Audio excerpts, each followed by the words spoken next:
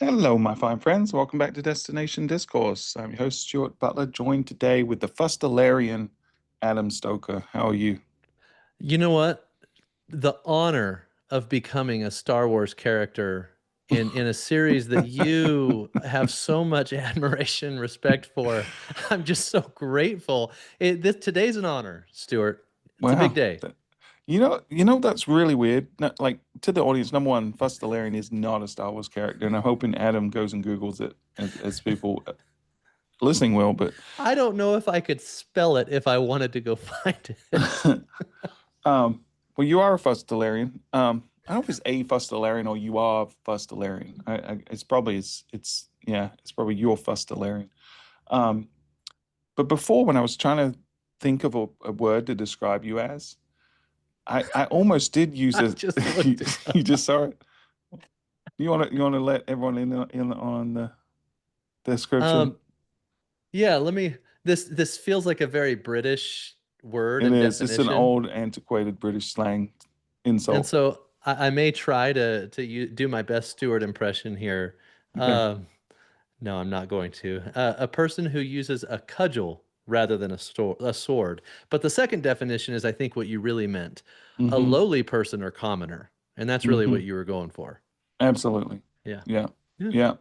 Yeah. See, But I you, thought it sounded more like the Mandalorian, you know? yeah. Well, as I was saying, I almost called you Salacious Crumb Adam, right? Because you're salacious in so many ways. Obviously, those that know you would describe you as salacious. But Salacious Crumb is actually a character in Return of the Jedi. So I almost called you Salacious Crumb. But instead I called you Fustalarian and you And I took it you there. you took it there anyway. So either way, all roads lead to Star Wars. Well, I want you to know I'm not near as honored as I was before I knew what the word meant. That's fair. That's fair. I don't know how long I can keep this shtick on, but we pivoted so many times on different Yeah, shticks that you've done a maybe good I job just of kind of when it gets tired, you rotate with whatever the next ridicule is going to be yeah. that you go for. So Well, it's we've been good. doing this for like 40 something episodes. We're almost at 50 episodes, you know. So Yeah. we gotta keep it fresh. But one thing that is not going to change, one shtick in the show that is never going to change. It has Yes. to be the greatest segment in all of destination marketing. It's that time. It's Stu's News. What you need, it's Let's do a little dance from you, Stuart. I think it's time. It's a Stoker. I've got the words at the bottom. Is that that's my Zoom doing that? I've never seen that before. I'm You've never actually seen the I like words? a karaoke it. What I I got closed captioning. Was that on your screen or mine? It was on mine, I think. Oh I wow. but Yeah, it listen, I got must to have be been. honest with you. The words are there every week. Well, I've just never paid attention to it before. You just That's hate it wild. so much you couldn't even look at the screen. Yeah, no, I guess that's fair. Well, Stu's News today is going to be a segue into our topic. You know, we don't have a guest today. This is another one of those we do it every now and again. It's more of a thinking out loud episode where I've got some thoughts on where things are heading and concerns, and I need a therapy session. I need advice from you, and I'm going to need advice from the destination to help us navigate it. So this is a Stu's News that comes from search engine land, which anyone that's ever worked on the SEO side of the industry knows search engine land is one of the biggest authorities and follows all the trends, not just on organic SEO, but also with SEM as well. And so this is really more about Google Ads. And so they just released a feature. They announced it earlier this year. Just released, and it's basically a measurement of how many times your ads influence someone then searching for your brand on their platforms. And so think about it as someone sees a display ad somewhere out there on the internet running through Google Ads, and you're influencing their top of mind, you're influencing their consideration. Then often one of the limitations of display ads is we can't really measure effectively or at least completely what impact that has on downstream, right? In terms of people actually performing actions. And so what this is doing is trying to give you another data point. Certainly doesn't close the loop entirely, but it gives you another data point, which is someone at some point within the last 30 days saw one of your display ads, then came back to a Google platform and searched for your brand. So I like this. I don't think it solves all the world's problems. It's not a silver bullet, but it's just another sort of indicator of potential influence of display ads. And I'm someone that's sort of sitting here just long-term questioning the measurement and the value of display ads in general. And I like this addition into my toolkit as I evaluate the impact of those. So that's the Stu's News. It's this new tool within Google Ads. If you're not using it, check it out. It could add an insight that you didn't have before. Adam, what do you think? I think, first of all, I like it because I think we've had several conversations on this show around attribution and attribution models, which last click is the attribution model that Google obviously gets the most value from, because if they clicked on a pay-per-click ad and landed and ended up in the destination, Google's going to want all the credit for that, right? But what I think is happening, and by the way, this is non-data based Adam here, but it's more like what my intuition is telling me. It's a demonstration of a start, or maybe even more than a start, of a pendulum swing. Because if you think about when the kind of the heyday that Google has had over the years, it got to the point where Google had such a giant share of marketing budget because of the ability to tie a click to a purchase. And I think that went for branded keywords. I think that went for regular keywords and everything in between. But I think what they're recognizing is that if all their eggs are in the bottom of funnel basket, it's going to be very difficult for them, if the pendulum swings back to brand, to capture a larger amount of brand spend. And so I believe that Google, part of the reason they want to connect their display ads to branded search ad or branded search words is because I think they want to be able to capture some of the branding wave that I believe is coming. And so I also see it as a sign of the turning of the tides a little bit, where Google, and by the way, AI is a factor in this, consumer behavior is a factor in this, but I think Google is trying to move up funnel a little bit to make sure that they can keep their market share with the pendulum that's swinging right now. Yeah, I couldn't agree more. I think let's segue a little bit into the topic because we can continue talking about this in that context.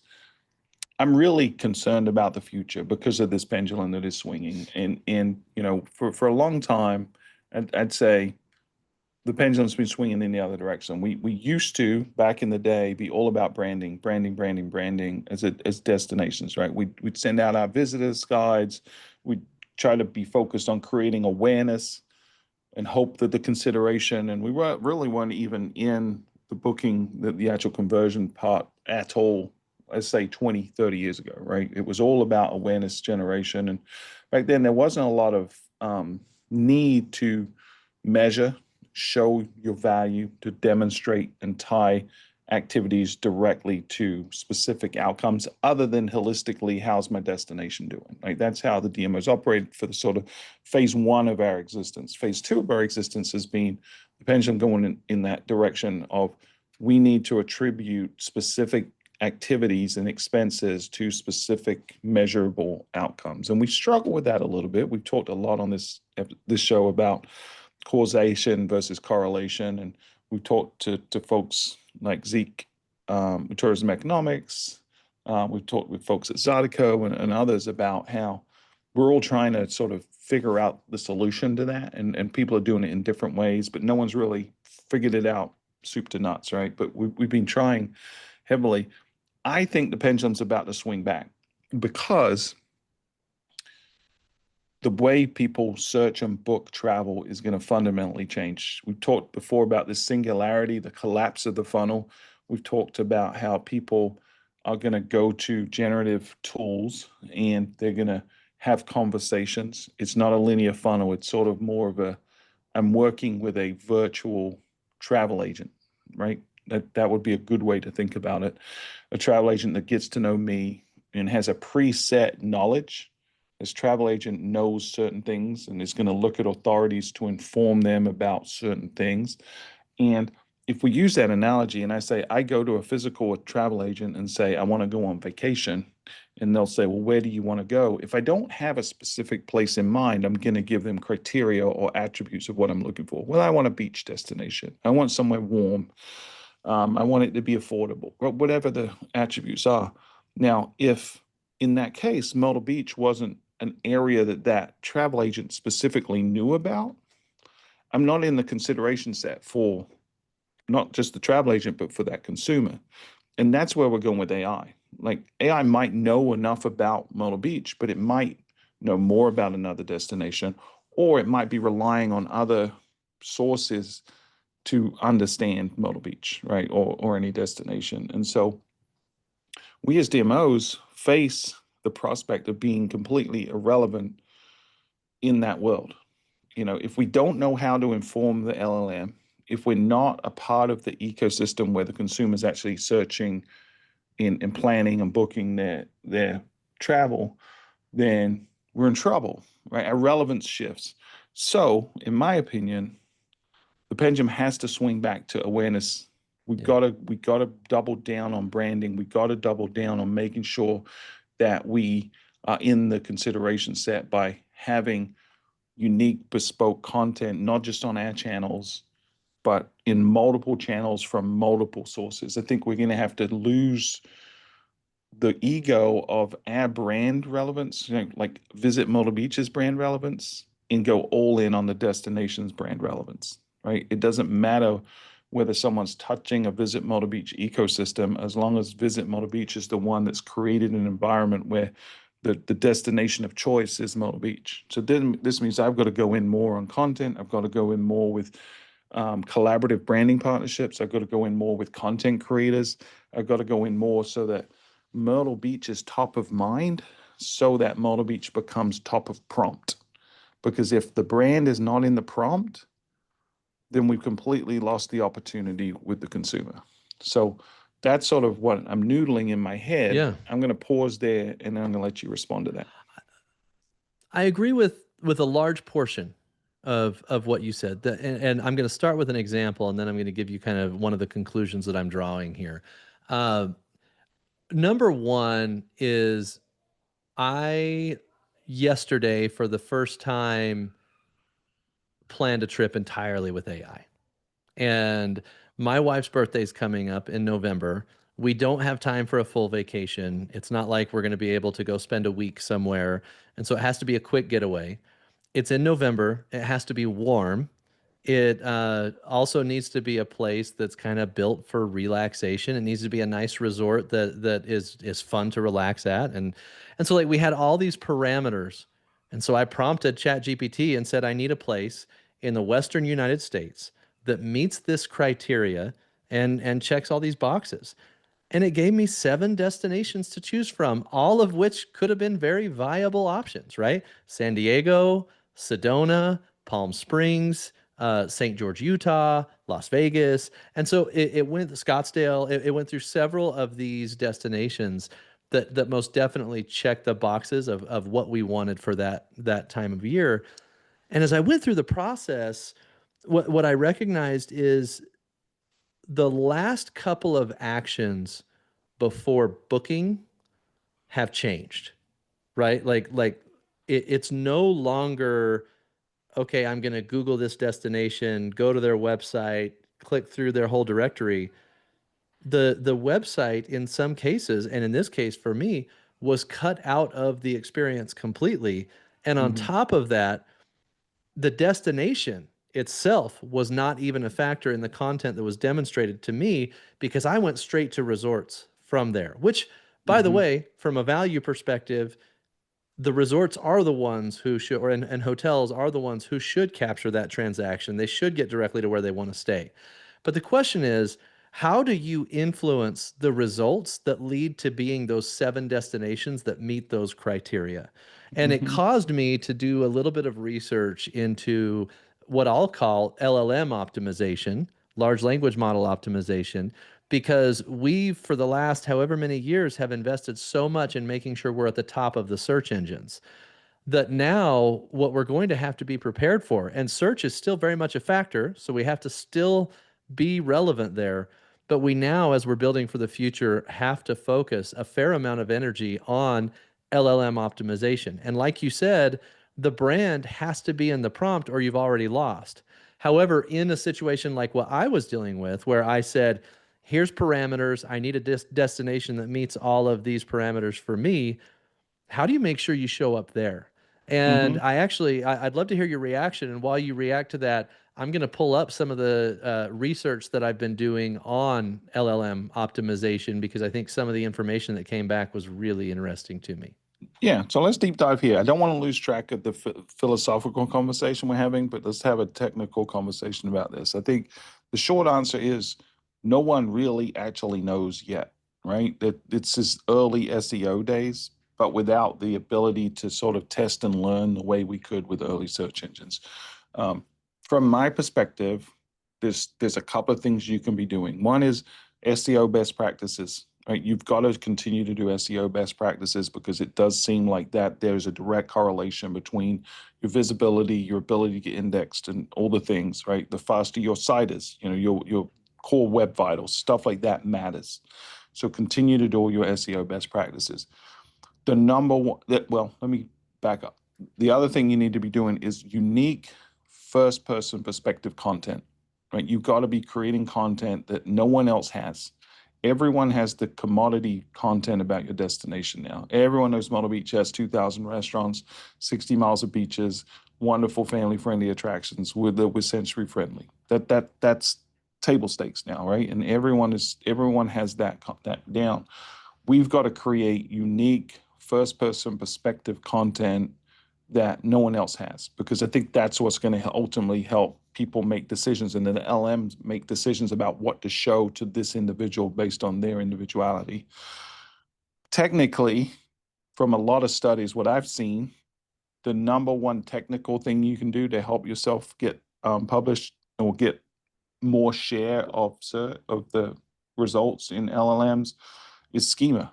You got to have schema markup on your website. You got to make sure that the objects of content on your website are in a format that the LLMs can understand the semantics. So schema, which if you're not familiar with it, it's a Yeah, markup. you need to define that for everybody. So schema is a formalized set of standards for labeling content on your website. So for example, you can label this as a hotel. And these are the amenities of this hotel, right? Or this is the opening times of this business, right? So it's if you go to schema.org, it lists out objects and labels for every kind of content you can have, and there's a way on your website, either embedded or through a separate file, to define every piece of content on your website and what it is, semantics of what it is. What it seems like from a lot of studies is embedded schema, where you wrap every piece of content in those labels, and talk to your web company, because not every content creator is going to be able to do this. A lot of websites, CMSs will do this automatically for you. If they don't, then talk to your web company about making sure you're prioritizing schema.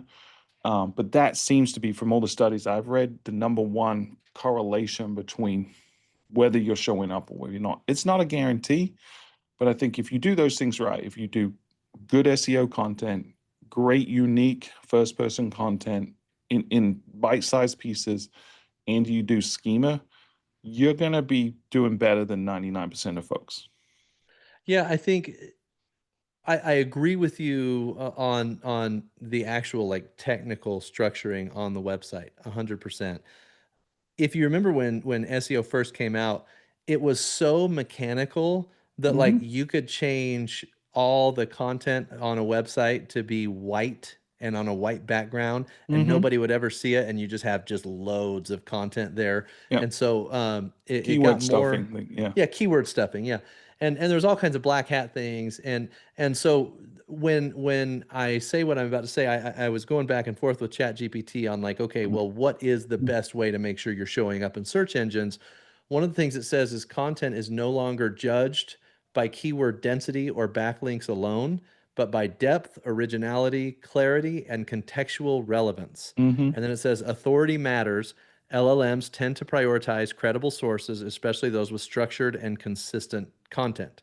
And so Mhm. a couple things that stood out to me on that is that number one, I don't think you can game the system with AI the way you were able to game the system with SEO, especially in the early days. You have 100%. Yeah. yeah, you have to provide context, you have to have valuable and credible content, and then it also said that structured and consistent content is going to be viewed as authority, which means, you and I doing this show are going to be viewed by the LLMs as authority on destination marketing. Same with Bill Guy's show, my show, and so on and so forth, right? And destinations who produce a high volume of content are also going to be seen as the experts and credible resources in LLMs as well. And so I think it's really, really important, not just with this shift in brand, but also with the change in consumer behavior of how they're booking trips and how they're going to book trips. Because yes, Google will still be relevant as a search engine for a very long time, but that doesn't mean that consumer behavior is going to be stagnant. The adoption on AI is crazy, and if we're not showing up, we're not putting the building blocks together for the future. Yeah. And it's very different in search engines. There's a lot of similarities, but with search engines, I think for the first 5 years, everyone chased the algorithm. Like it was a big deal when the algorithm updated. When Penguin and Panda and these other big updates came out from Google, it shook stuff up, and it would take a little while for people to figure out, okay, what are they prioritizing now? So for the first 5 years or so, everyone was just playing cat and mouse with Google. That was what was happening. But then it started to change because things like PageRank and RankBrain came in, and Google got more sophisticated, and you couldn't just make a change on your website and see an instant impact, right? Because that was back in the day. I could change my meta keywords and resubmit to Google and then do a search, because at that time everyone had the same results. It wasn't customized, and I would see what impact I had. So I could like literally cat and mouse to get optimized. But then Google got more sophisticated, and the good SEOs sort of shifted gears. And instead of chasing the algorithm, they went to a mindset of let's fulfill the intent, right? So at that point, by that time, EAT had come out, and then eventually EEAT, which was that experience, expertise, authoritativeness, and trustworthiness. Those are some of the things that Google looks at. Um, and so we started saying, okay, we've got to be these things. We've got to be experts. We've got to have unique experiences. We've got to be trustworthy. We've got to become an authority. So we started focusing on what the intent of the algorithm was, which has always been to match a consumer's intent with the best response, right? Google wants to do that. They want to fulfill a query.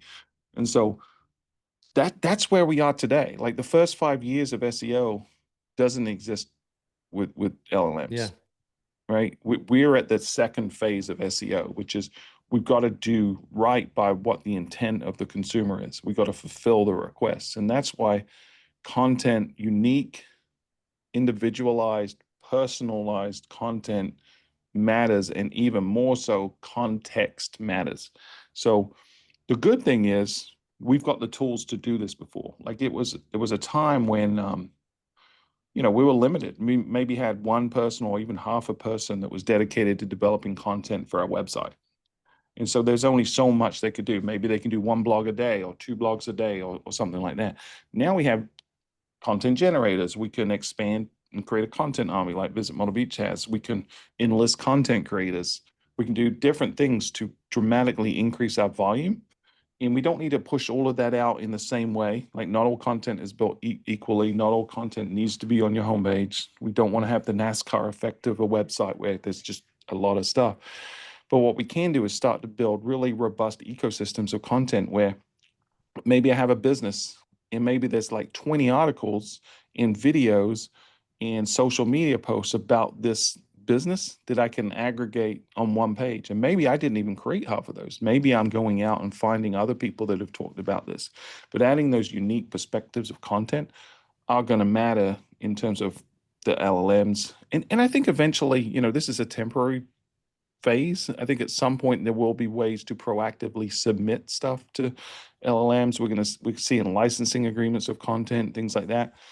I think this is dragging us back to the original sort of philosophical content. This is where I get a little concerned, is because individually as a destination, little old Visit Myrtle Beach and Myrtle Beach is one small entity relative to, say, a TripAdvisor or an Expedia or another OTA, or even Google itself, who are going to become the authorities on all of travel, not just Myrtle Beach, but every destination. And so, how do I compete in that world moving forward where Expedia might be the sort of person that's providing the authority on Myrtle Beach versus the Visit Myrtle Beach? I hope LLMs are smart enough to stay hyper local and look for boots on the ground versus generic aggregators.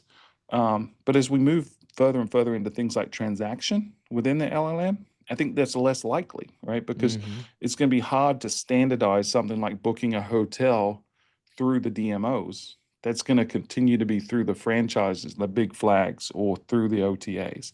So the only way we can fight for relevance is to sort of step back and say, I don't really care how someone finds out about Myrtle Beach and transacts Myrtle Beach. I just care that they come and stay in Myrtle Beach versus somewhere else. I'm still going to be able to measure that and justify it, which is going to become more difficult. But now I'm going to focus more on total brand awareness and measurements for that. Like how many people are actually searching for Myrtle Beach versus my competition. I'm going to care more about sentiment, right? How do people actually feel good or bad about Myrtle Beach in perception in general? Like how do people perceive Myrtle Beach? And then I've got to start thinking about not Myrtle Beach as one brand.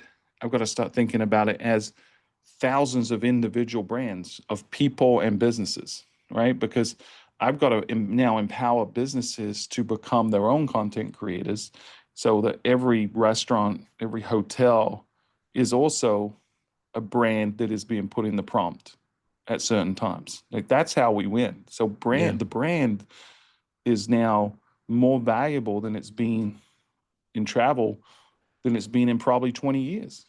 Yes, So absolutely. And you triggered a train of thought that to me, when you say you get a little nervous about this, um, definitely would be something to get nervous about. And that's the fact that if we really get to the point where transactions are happening within ChatGPT or Claude or whatever AI tool it's someone's using, inevitable, right? How it's could it going to not? happen. Right. Yeah. But what that means is they're going to want a piece of that transaction. ChatGPT is. It's just, of course, they'll have to, right? Of course. So now, if let's say you've put hundreds of thousands of dollars over the years into TripAdvisor or into Expedia or some of these other platforms, well, holy cow, that's a whole segment of the industry that might be seriously in danger. And so then it's Unless they're like, the underlying technology. I mean, it's not a yeah, coincidence. sure. TripAdvisor signed a major deal with one of the large LLMs, right? So I think they're already positioning themselves for that. If I was Expedia or Booking, I'd be looking hard at how can I get Yeah. some kind of exclusive deal with one of the major LLMs.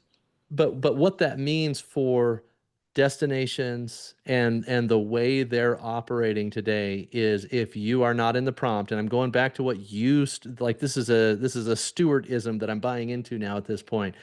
If you are not in the prompt, you've already lost because all the steps that you've built your entire marketing strategy around are no longer a factor in the decision-making process if we truly get to where somebody does the exercise I was talking about that I did for a trip with my wife, and then I actually book it in ChatGPT. Everything we know about conversion is about to be an unknown all over again. And Mhm. brand really is going to be the only viable, well, I shouldn't say only because there's going to be other ways, but it's going to be the primary viable way to influence travel decisions is by making sure that you're in the prompt. Yes, for sure. And I mean, it's not the only way, but it's going to be a lot more difficult if you're not, because you look at what you did, 7 destinations got lucky, right? But they really just got lucky. I mean, you could argue that it wasn't luck that they're the most well known or the most favored right now or whatever the indicators were that made them choose those 7. But if you think about what your prompt was, there were thousands of others that didn't win that lottery, right? And so Not some even that are in the probably conversation at all. some that probably you could argue deserve to be in that top 7 more than some of the ones that made it.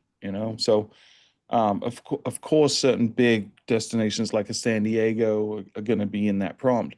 Where this becomes increasingly important is for those smaller destinations. Like, I gotta say, if someone's searching for East Coast beaches, I'm probably going to be okay with Myrtle Beach, right? When the number one search beach destination in America for domestic travel, with the most searched out of state beach in the US by people in America, we're going to do okay for those generic terms in Myrtle Beach.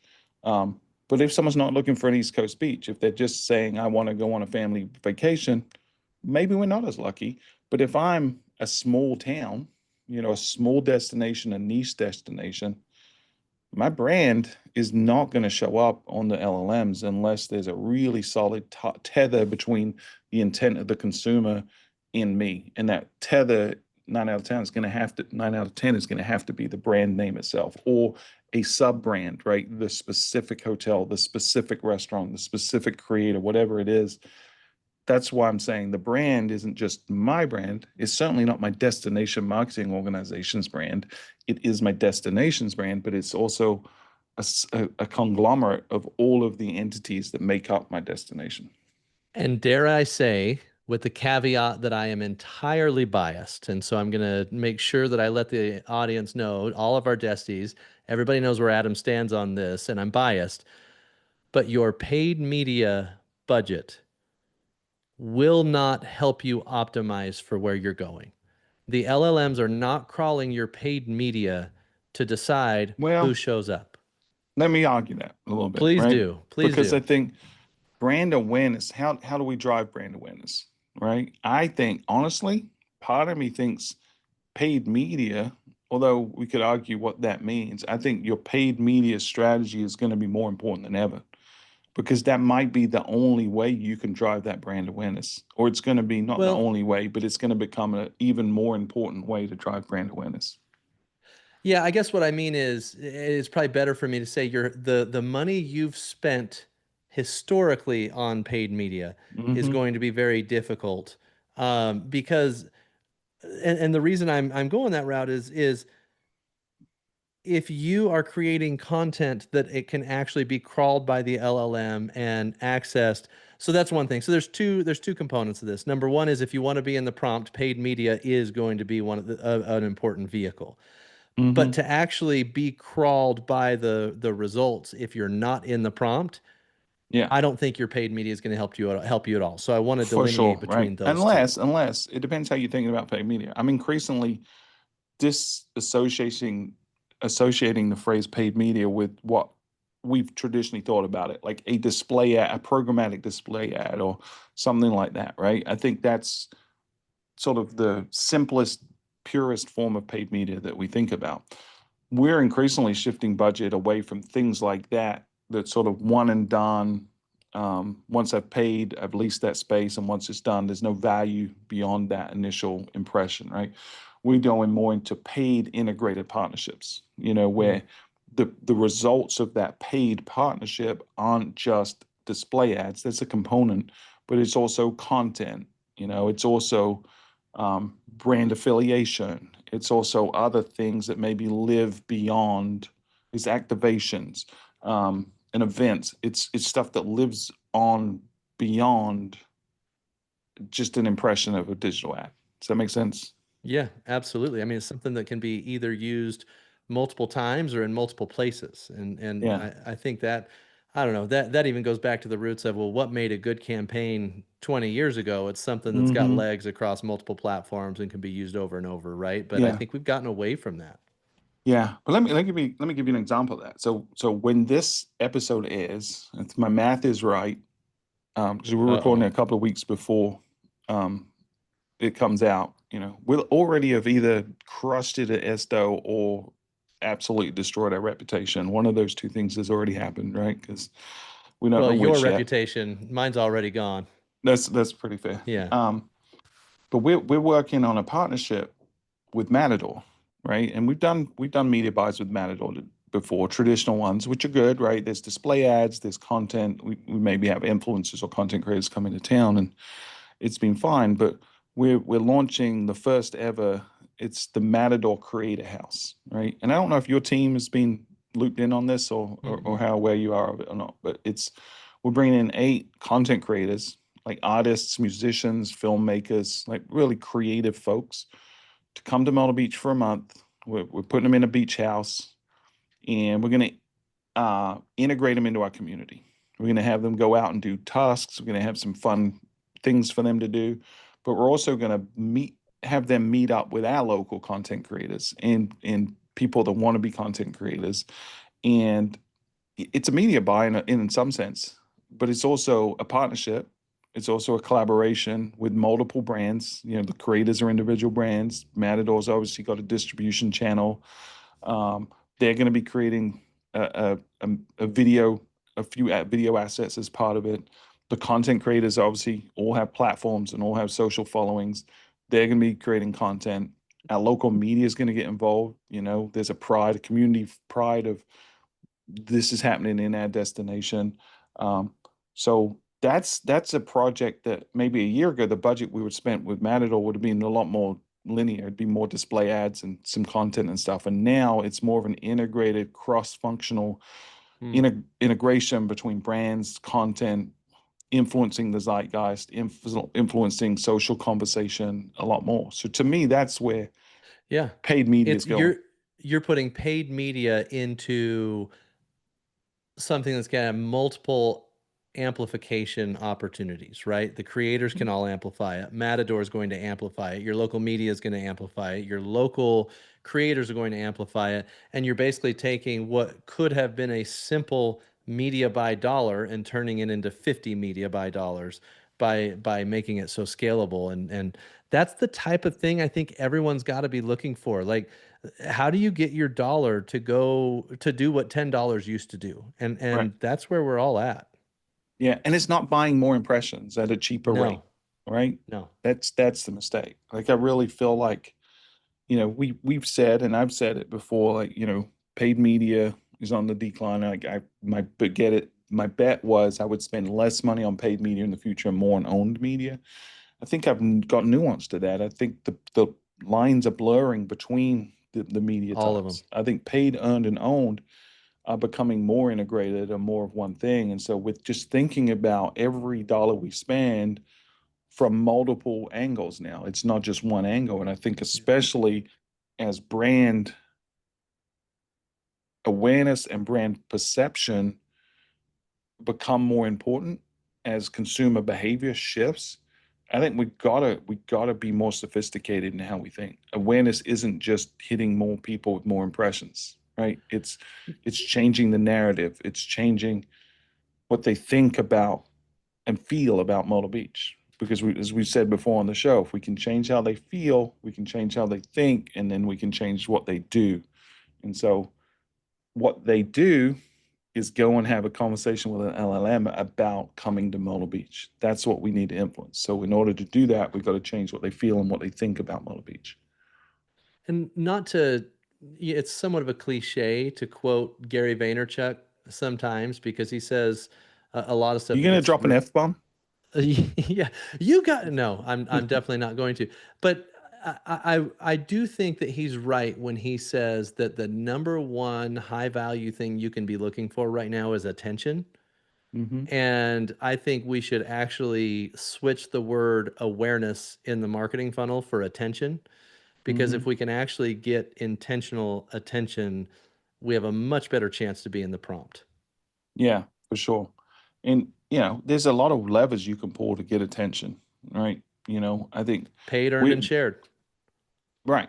All And of them. in the blending of that, I think one of the things we're really looking at is, and I think all brands are doing this, not just in the DMO side. I think on the consumer product side, on the entertainment side, I think brands are looking to collaborate more across the board, right? And know it's happening a lot on the television and movie and video game production side of things. Like, I don't know if you saw this in one of the recent Madden games. I think it was Madden. There were sponsorships of a stadium that doesn't exist in a game, right? I don't know if I you didn't saw see this, that. but have you seen What's the Adam Sandler movie that just came out? What movie? The Adam Sandler movie that just came out on Netflix. Oh, Happy Gilmore 2? Happy Gilmore 2. I haven't seen it yet. I definitely want to see it. But there's a tournament in there that's sponsored by a real company that paid real money to sponsor the tournament in Happy Gilmore 2. Right? So those brand collaborations and what paid media is changing. And Which, so by the way, that's the #1 downloaded Netflix movie now in the last several years, I think, right. based on the number of views and downloads. So what a great placement, because the Yeah. attention was there. You paid for a place in the attention. And I didn't, I don't know what they paid for that, right? I don't know what they paid for that. But the fact that they're treating an entertainment asset, content, the same way you would treat an actual event, a golf tournament event, and spending money to affiliate your brand with it, that's where we're heading, man, because we've got to get us top of mind so we're top of prompt. That's going to be the future. I agree with you. I think it's a great conversation. Yeah. I'd love for more people to join in. I know, Tim Peter, who was on the show a few episodes ago, has mentioned this kind of stuff before. This is not sort of an original thought that I've had. This is stuff that I know is sort of circling out there. So if someone, whether it's Tim, whether it's anyone in the industry, wants to come in and push back on this or elaborate on this, I think it's something that we don't have to necessarily figure out today.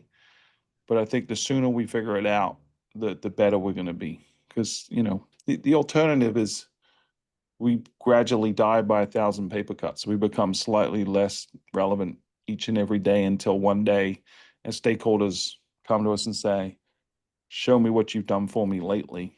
And it's going to be really hard to show them that. So I think shifting our focus to awareness or attention measurement, in share of voice measurement, things like that, I mean, there's some destinations do a good job of that already, but there's still a lot that are focused on impressions and view through conversions and vanity metrics. And I think we've just got to get higher and have a more sophisticated conversation about what are we actually influencing and how can we demonstrate that Myrtle Beach is winning and maybe in a way that isn't quite so vain, isn't quite so much about us and the Visit Myrtle Beach brand, right? It's about the community brand and community performance.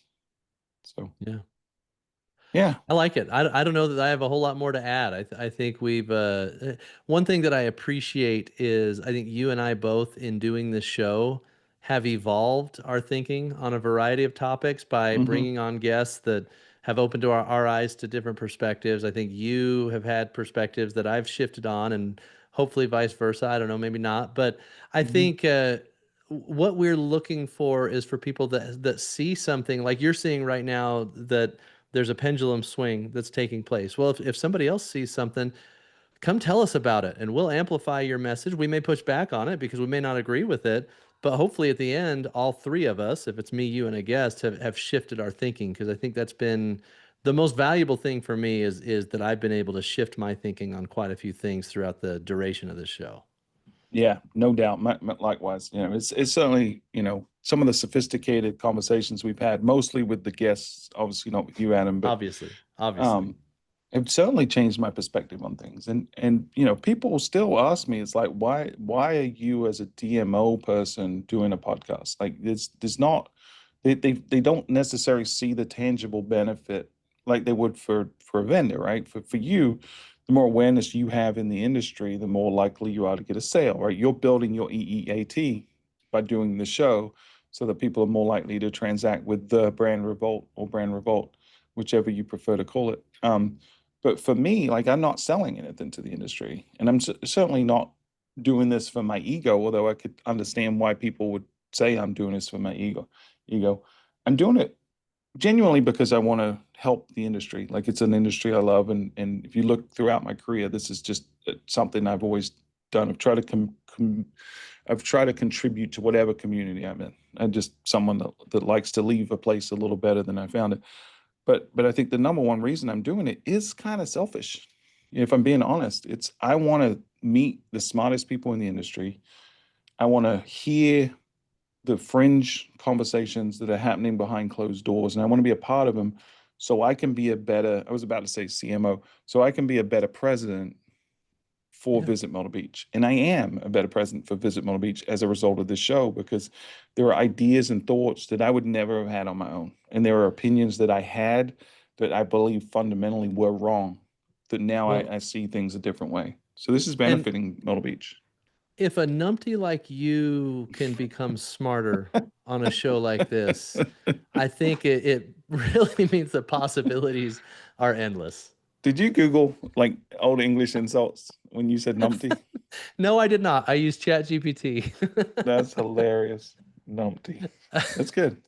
I'll take I it. got a few more for future shows. I've been called worse than numpties, but no, I appreciate it. I appreciate everyone listening. I especially appreciate everyone contributing to this show, and the thought leaders that have been on the show or provided comments or emails or whatever it is. I get a lot out of this show, so I appreciate it, and for everyone. But we'd love to have you come and join us. You know, if you have a hot topic you want to talk about, or you think we're just flat wrong about anything we've talked about, you can always reach out to us. My email is stuart.butler@visitmyrtlebeach.com. Adam, where can they reach out to you? Find me on Tourism IQ, LinkedIn, or adam@thebrandrevolt.com. Great. Thank you, Adam. Thank you, Destination. We appreciate you very much. Until next time. I keep messing up the ending. This is 2 weeks in a row. Yep. Until next time, this has been Destination Discourse. Thanks, everybody.